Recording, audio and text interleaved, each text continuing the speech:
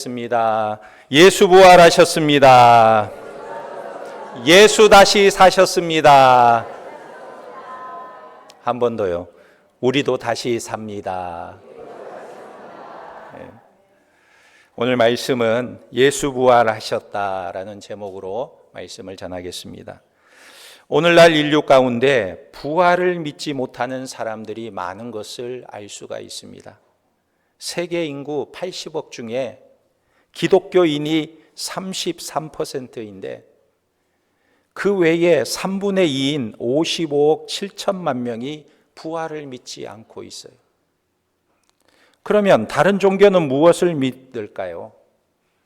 이슬람 종교의 창시자인 마호메트는 AD 632년 6월 8일에 62세의 나이로 메데나에서 고열과 폐렴으로 사망하게 되었습니다. 그리고 그의 무덤은 아라비아의 메디나시에 보관되어 있는데 지금도 그대로 보존되어 있다고 해요. 그러니까 부활이 없는 것입니다.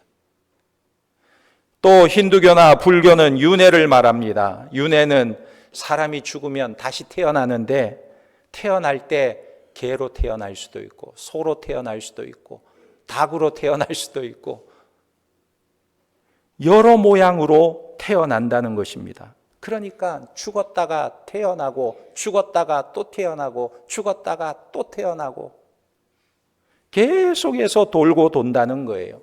이것이 바로 윤회 사상인 것입니다. 그러나 기독교의 부활은 사람이 죽으면 다시 살아나서 다시는 죽지 않고 영원히 산다고 말씀하고 있는 것입니다. 그런데 오늘 사도 바울은 부활에 대해서 왜 이렇게 자세히 다루고 있을까요? 그 이유에 대해서 12절에 이렇게 말하고 있습니다. 그리스도께서 죽은 자 가운데서 다시 살아나셨다 전파되었거늘 너희 중에 어떤 사람들은 어찌하여 죽은 자 가운데서 부활이 없다 하느냐 그랬어요. 이 말씀을 보면 고린도 교회 성도들 가운데 부활은 없다 이렇게 생각하는 사람들이 있었다는 것입니다. 당시에 고린도 교회 성도들 가운데 유대인들도 있고 헬라인들도 있었습니다. 그런데 유대인들은 사두개인처럼 부활이 없다고 생각하는 사람들이었어요. 또 헬라인들은 어려서부터 들어온 헬라 철학 사상이 몸에 배어 있었습니다. 헬라 철학은 어떻습니까? 우리의 사람의 육신은 영혼의 감옥이다 이런 사상이 있었어요. 사람의 육신 속에 영혼이 거하고 있다. 그래서 육신은 흙으로 돌아가도 영혼은 불멸한다고 믿었던 것입니다. 그런데 고린도 교회 성도들 중에서도 믿기 전에 가지고 있던 이런 생각을 다 벗어버리지 못하고 여전히 가지고 있던 사람들이 있었다는 거예요. 오늘날도 기독교인들 중에도 부활을 믿지 못하는 사람들이 있습니다. 1997년 9월 18일에 유명한 부활 논쟁이 있었습니다. 미국 보스턴 대학교의 토마스 무어 협회가 주최한 토론회가 열렸는데 2명의 저명한 신학자들이 부활에 대해서 찬반 논쟁이 벌어졌습니다. 미국 탈보 신학교 윌리엄 레인 교수는 예수님의 부활은 확실히 역사적인 부활이다 이렇게 주장을 했어요. 그러나 독일의 게팅겐 대학교 게르트 리트만 교수는 예수의 부활은 그저 환상에 불과한 것이다 이렇게 주장을 했습니다. 오늘날도 부활이 있느냐 없느냐의 논쟁이 계속해서 있는 거예요. 그래서 사도 바울은 고린도 교회 성도들 가운데서도 부활의 진리에 굳게 서 있지 못한 일부 사람들을 위해서 고린도전서 15장 말씀을 기록하게 된 것입니다. 무엇을 말하고 있습니까? 예수님의 부활은 역사적인 사실이다. 이것을 강조하고 있는 거예요. 부활이 그저 기독교인들의 상상이나 또 신화나 소설이나 허구가 아니라 당시에 500여 명이 넘는 많은 사람들이 예수 그리스도의 부활의 몸을 직접 보았고 만져본 사람도 있고 체험한 역사적인 사실이라고 말하고 있는 것입니다.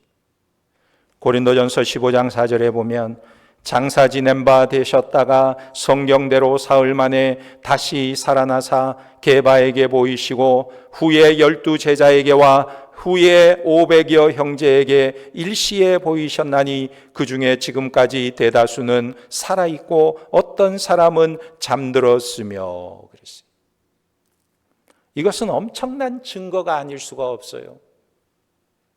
영국의 법률가 에드워드 클라크 경은 이런 말을 했습니다. 법률가의 입장에서 이 부활의 증거가 어느 정도 증거력이 있는가? 법률가로서 나는 부활 사건에 대한 증거들을 오랫동안 연구했다. 부활의 증거는 결정적이다. 나는 법조계에서 일하면서 이와 비슷한 수준의 강력한 증거를 바탕으로 판결을 내려본 적이 없다. 법조인으로서 판결을 내릴 때 증거들을 많이 수집하지만 이 예수님의 부활 사건처럼 이렇게 많은 증거가 있는 내용은 본 적이 없다는 거예요. 그러므로 예수님은 부활하셨고 그를 믿는 우리 모두도 다 부활하게 될 줄 믿으시기 바랍니다.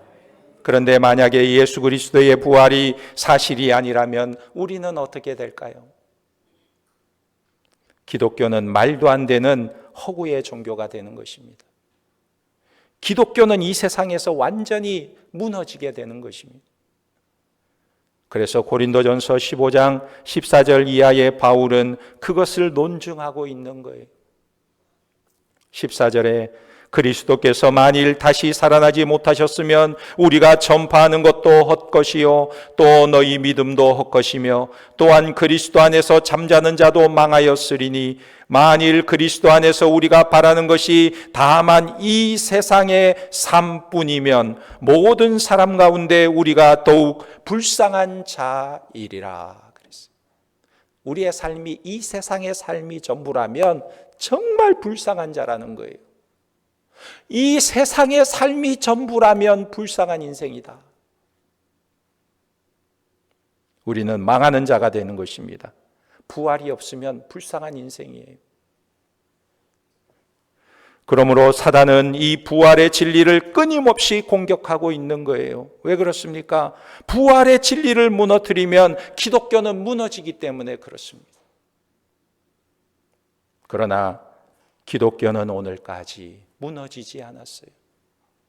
역사적으로 보면 기독교는 공격이 있을 때마다 더욱더 확산되고 더 멀리 전파되었습니다. 왜 그럴까요? 생명이 있기 때문에, 생명력이 있기 때문에. 아무리 많은 사람들이 기독교를 공격해도 무너지지 않는 것입니다. 왜 그럴까요? 부활이 사실이기 때문에 그렇습니다. 그 부활을 믿는 자들은 세상의 죽음이 두렵지 않았던 거예요. 그러니까 아무리 짓밟아도 아무리 핍박을 해도 저들은 무너지지 않고 저들은 넘어지지 않았던 것입니다. 만약에 부활이 사실이 아니었다면 기독교는 벌써 사라지고 말았을 거예요. 그렇게 많은 핍박 속에 기독교는 그냥 흔적조차 찾기 어려울 정도로 소멸되었을 거예요.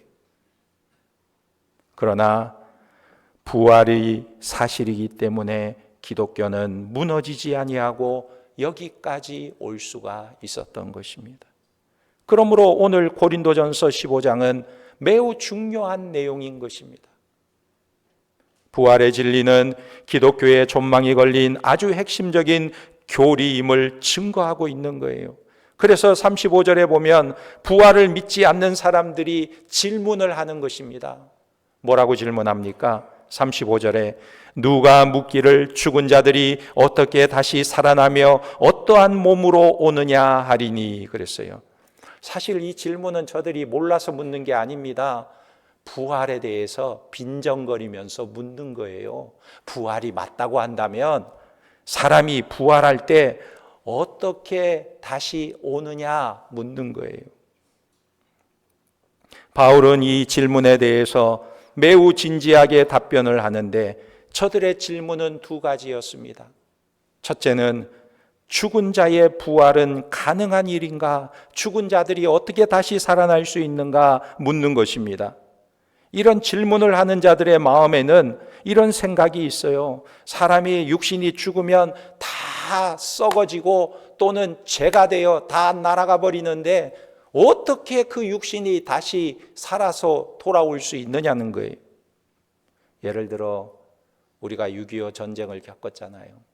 전쟁 때 폭탄이 떨어지면 그 불바다가 되는 상황 가운데 사람이 포탄에 맞고 죽으면요, 몸이 다 타서 죄가 돼 버리는 거예요. 그런 사람의 존재가 어떻게 다시 돌아오냐는 거예요. 이 질문에 대해서 바울은 36절에 매우 간단한 예로 대답하고 있는 것입니다. 36절에 어리석은 자여 내가 뿌리는 씨가 죽지 않으면 살아나지 못하겠고 그랬어요. 무엇을 말합니까? 식물의 세계를 한번 봐라. 씨를 땅에 심으면 그 씨가 죽을 때 싹이 나고 열매를 맺지 않느냐. 거기서 싹이 나오고 줄기가 생기고 잎이 나오고 열매를 맺게 되는 것을 보지 않느냐. 이 식물을 보더라도 부활의 진리를 얼마든지 우리가 찾을 수 있지 않느냐. 씨앗이 땅에 떨어져 죽지 않으면 어떻게 싹이 나고 줄기가 생길 수 있느냐는 거예요. 요한복음 12장 24절에 예수님께서 이 진리를 말씀해 주고 있습니다. 내가 진실로 진실로 너희에게 이르노니 한 알의 밀이 땅에 떨어져 죽지 아니하면 한 알 그대로 있고 죽으면 많은 열매를 맺느니라 그랬어요. 죽으면 많은 열매를 맺는다. 그러므로 죽어서 다시 사는 이 부활의 현상은 자연 현상 속에서도 얼마든지 확인할 수 있는 일이라는 것입니다. 그러므로 부활은 가능한 것이다. 그리고 두 번째 질문은 무엇이냐면 그러면 죽은 자들은 어떠한 몸으로 오느냐 묻고 있는 거예요. 이것은 비웃는 투로 질문하고 있는 것입니다. 부활의 모습은 도대체 어떤 모습이냐? 사람이 죽었다가 다시 부활하면 젊을 때 모습으로 부활할 것인가? 늙을 때 모습으로 부활할 것인가? 어떤 모습으로 부활할 것인가? 또 잘생긴 얼굴이 되느냐? 아니면 그저 그런 얼굴이 되느냐? 어떤 모양으로 부활하느냐? 피부색은 흰색이냐? 아니면 검은색이냐? 그리고 이 세상은 남자로 살았는데 다시 부활할 때에는 여자로 태어나느냐? 남자로 태어나느냐? 부활하느냐? 묻는 거예요. 이 질문에 대해서 바울은 두 가지로 대답하고 있습니다. 먼저는 부활의 몸은 질적으로 완전히 다른 몸이 될 것이라는 거예요. 예를 들어서 밀의 씨앗을 심으면 나오는 것은 전혀 다른 형체가 나옵니다. 밀의 씨앗을 땅에 심었는데 나오는 걸 보면 전혀 다른 모양이 나와요. 싹이 나오고 줄기가 나오고 잎이 나오고 열매를 맺게 되잖아요. 다른 모양이 나와요.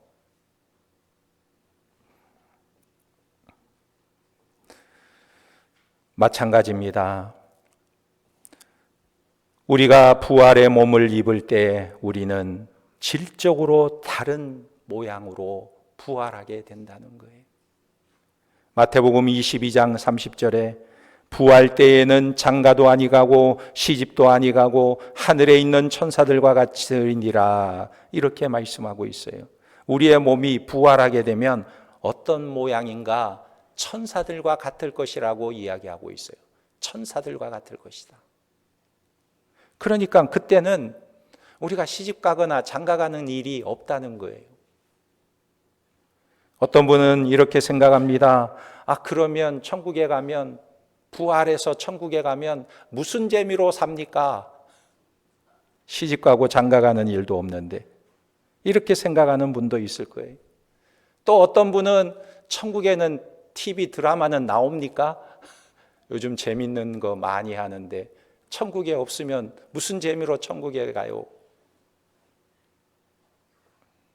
또 어떤 분은 천국이 있는 것은 내가 분명히 믿는데 천국에 가면 내가 좋아하는 골프는 칠 수 있습니까? 골프장은 있나요?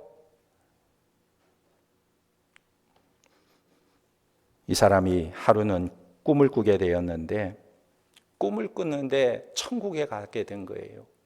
그런데 천국에서 보니까 먼저 간 친구가 있는 것입니다.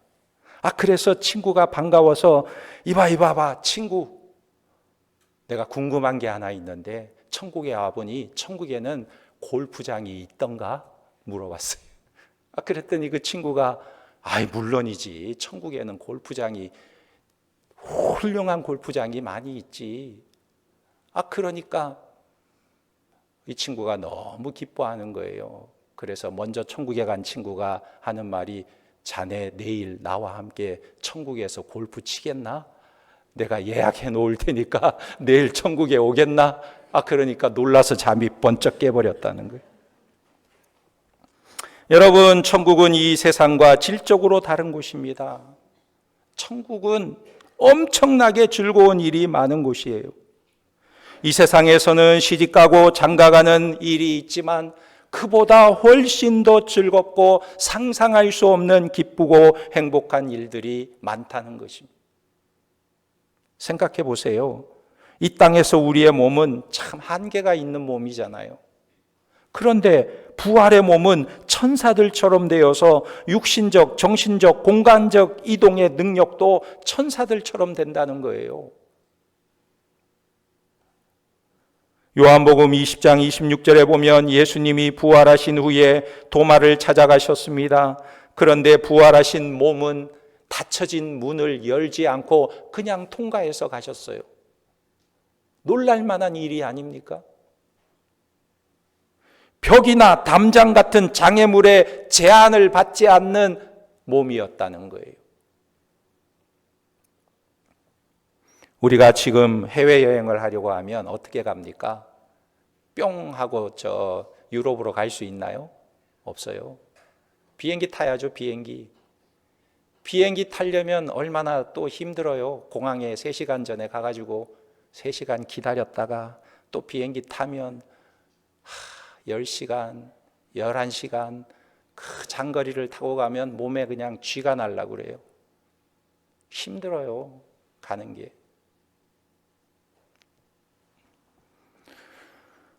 그러나 우리가 신령한 몸으로 부활하게 되면 그때에는 여행도 마음껏 다닐 수 있어요. 아마 이 지구보다도요, 저 우주, 명왕성, 천왕성, 해왕성, 이런 데도 자유롭게 갈 수 있을 것 같아요.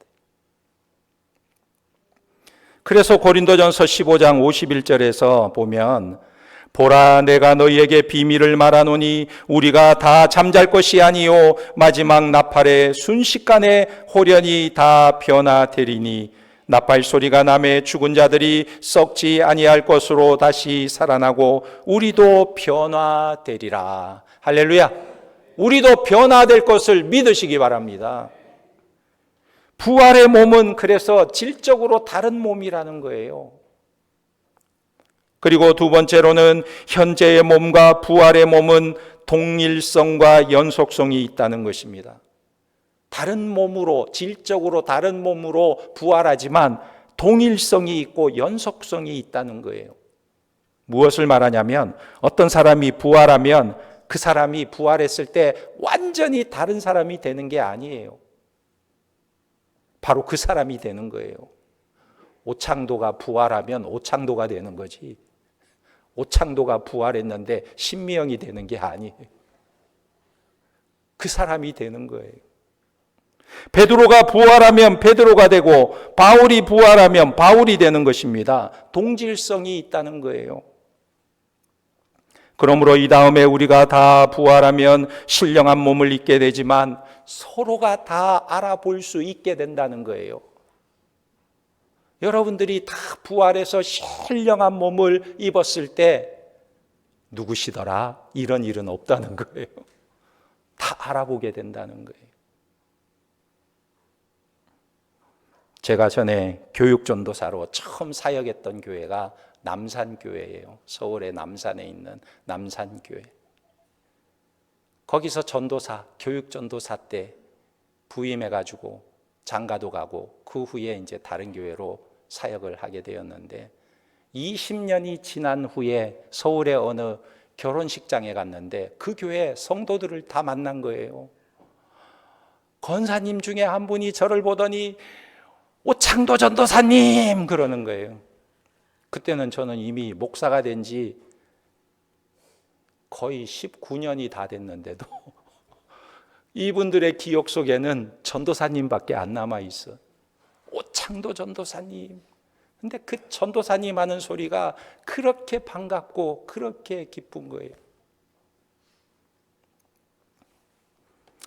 세월은 많이 지나갔지만 알아보는 거예요. 물론 저는 20대에도 40대 얼굴이었기 때문에 쉽게 알아볼 수 있었겠지만 너무 잘 알아보더라고요. 너무 잘 알아봐. 오늘 말씀 39절에 보면 육체는 다 같은 육체가 아니니 하나는 사람의 육체요 하나는 짐승의 육체요 하나는 새의 육체요 하나는 물고기의 육체라. 하늘에 속한 형체도 있고 땅에 속한 형체도 있으나 하늘에 속한 것의 영광이 따로 있고 땅에 속한 것의 영광이 따로 있으니 그랬어요. 여러분, 땅의 몸과 하늘의 몸에는 차이가 있다 할지라도 우리가 어떻게 변하느냐, 짐승과 같이 되는 것은 아니라는 거예요. 사람이 짐승이 되는 것은 아니라는 것입니다. 내가 변화될 때, 내가 부활의 몸을 입을 때 사람이 짐승이 될 수는 없다는 것입니다.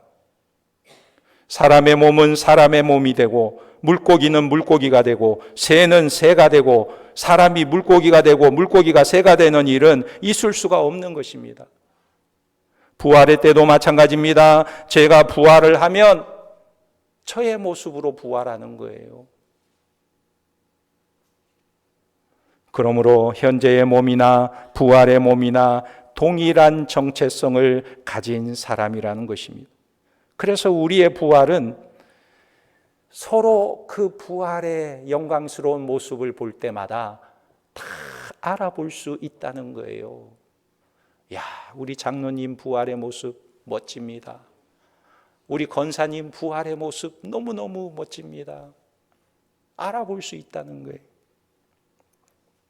그렇다면 이 부활의 신앙을 가진 우리는 어떻게 살아야 할까요? 우리의 몸은 이 세상에서는 아무리 가꾸고 꾸며도 결국은 다 약해지고 결국은 죽게 되는 것입니다. 육신의 몸을 가지고는 영원히 살 수가 없어요.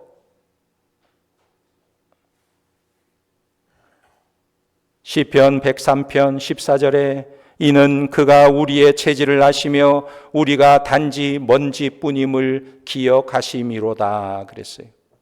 우리의 몸은 진토에 불과하다는 것입니다. 그러나 그것으로 끝나는 것이 아니에요. 영광스러운 부활의 몸이 우리를 기다리고 있다는 것입니다.